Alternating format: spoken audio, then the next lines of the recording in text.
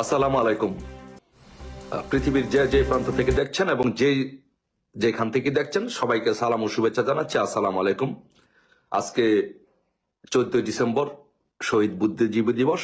আজকের এই দিনে যারা নিহত হয়েছেন এবং এই বিজয়ের মাসে যারা নিহত হয়েছেন, জাতির জনক বঙ্গবন্ধু শেখ মুজিবুর রহমান সহ তার পরিবার সহ এবং সকল মুক্তিযোদ্ধাদের এবং বুদ্ধিজীবীদেরকে শ্রদ্ধার সাথে স্মরণ করছি এবং সালাম ও শুভেচ্ছা জানাচ্ছি। আসসালামু আলাইকুম।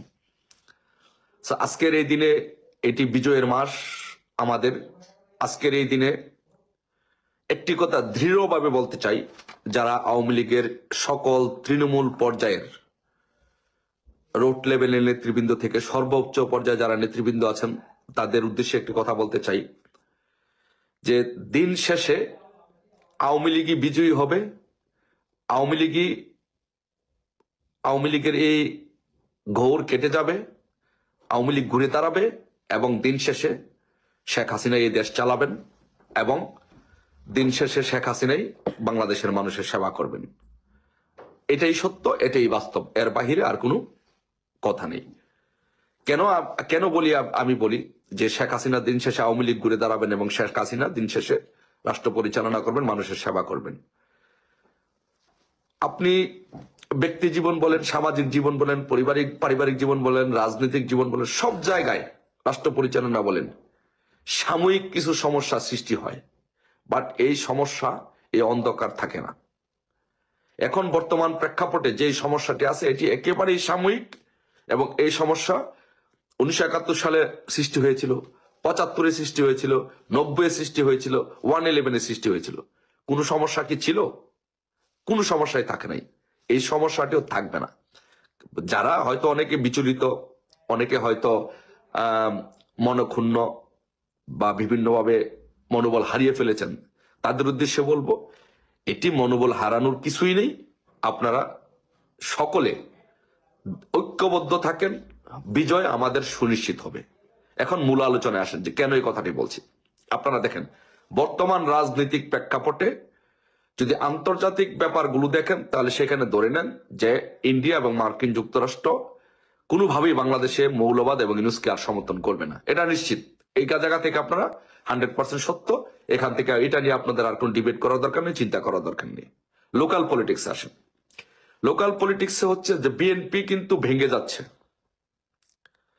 এবং বিএনপি থেকে অসংখ্য নেতাকর্মী, যে নতুন রাজনৈতিক দল হচ্ছে, প্ল্যাটফর্ম হচ্ছে, সেটা আমি আগেও বলেছি, এখনো বলছি, ওই নতুন প্ল্যাটফর্মে চলে যাচ্ছে।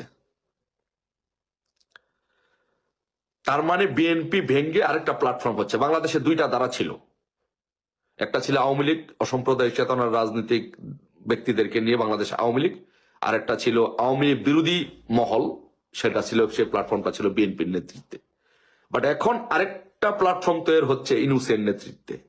সেটা পরবর্তীতে লাস্টিং করবে কি করবে না, থাকবে কি থাকবে না, সেটা অন্য প্রেক্ষাপট।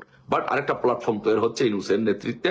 সেটা এখন আছে নাগরিক কমিটি, এক সময় ছিল নাগরিক শক্তি, ভবিষ্যতে আলটিমেটলি ওরা মনে হয় সম্ভবত নাগরিক কমিটি বা নাগরিক শক্তি নামে আত্মপ্রকাশ করবে। তো সেই কমিটিতে, কেন্দ্রীয় কমিটিতে বিএনপির বিশাল একটি অংশ, জাতীয় নেতৃবৃন্দ ওইখানে চলে যাবেন। অলরেডি ওদের যেই ছাত্র সংগঠন, এই ছাত্র সংগঠনের ছাত্র দলের প্রায় অর্ধেক নেতাকর্মী ওদের সাথে কাজ করতেছে নাই। ছাত্রদল কিন্তু বাংলাদেশের রাজনীতিতে আপনি বলেন যে অত্যন্ত একটি দুর্বল সংগঠন হচ্ছে জাতীয়তাবাদী ছাত্র দল। কারণ ওদের বেশিরভাগ সংগঠনের নেতাকর্মী হচ্ছে যে বর্তমানে বৈষম্য বিরোধী ছাত্র আন্দোলন, তাদের সাথে চলে গেছে, কিছু অংশ শিবির টেনে নিচ্ছে। মূলত ছাত্রদল দিন দিন দুর্বল হয়ে পড়ছে। তারপরে বিএনপি নেতৃবৃন্দ যখন আনুষ্ঠানিকভাবে নাগরিক কমিটিতে চলে যাবে, তখন বিএনপি দুর্বল হয়ে পড়বে। বিএনপি যদি দুর্বল হয়ে পড়ে, আরেকটা যদি তৃতীয় শক্তি গঠন হয় রাজনীতিতে, তাহলে তিনটি ধারা হবে। তো তিনটি ধারা হলে যে আওয়ামী লীগের যে মূল ধারাটি ছিল, মুক্তিযুদ্ধের সপক্ষের এবং অসাম্প্রদায়িক চেতনার রাজনীতির যে ধারাটি ছিল, সেই ধারাটিতে কিন্তু কোনো পরিবর্তন হচ্ছে না। আপনারা ভালোভাবে দেখবেন, কোন আওয়ামী লীগ কর্মীকে হাতে পায়ে বেঁধে কি নিতে পারবে নাগরিক কমিটিতে? নিতে পারবে? বিএনপিতে নিতে পারবে না। মরে যাবে, রক্ত দিবে, তবে দিন শেষে পানির নিচে থেকে উঠে ফিনিক্স পাখির মতো উঠে দাঁড়িয়ে বলবে জয় বাংলা, জয় বঙ্গবন্ধু।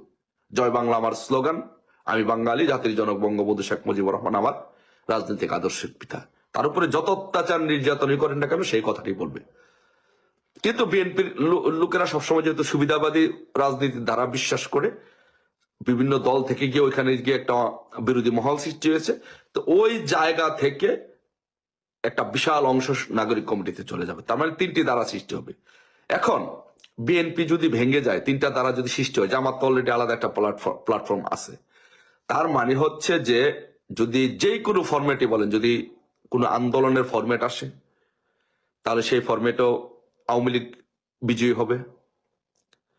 যদি নির্বাচন হয়, নির্বাচন হলে নির্বাচনে আওয়ামী লীগ 220 থেকে 30টা আসন পাবে বাংলাদেশ আওয়ামী লীগ। আমি বলে দিলাম, আমি চ্যালেঞ্জ করে বললাম, চ্যালেঞ্জ ছুড়ে দিয়ে বললাম, এখনো যদি নির্বাচন হয়, সেই 3টি ধারা যদি নির্বাচন করে, তা বাংলাদেশের 210 থেকে 220টি আসন বাংলাদেশ আওয়ামী লীগ এককভাবে পাবে। এর কারণ হচ্ছে, বড় কারণ হচ্ছে 2টা।